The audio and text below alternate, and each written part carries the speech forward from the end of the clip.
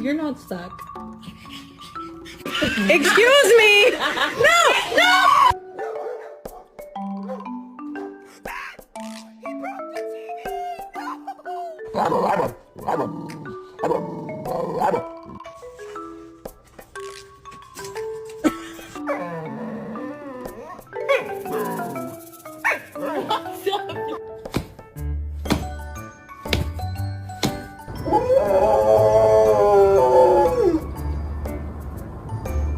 All right, come inside, buddy. Charles.